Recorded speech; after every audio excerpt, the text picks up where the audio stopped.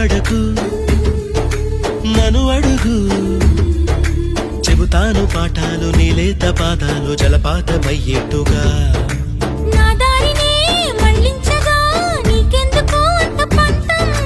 మంచేతిలో ఉంటే కదా ప్రేమించడం మానటం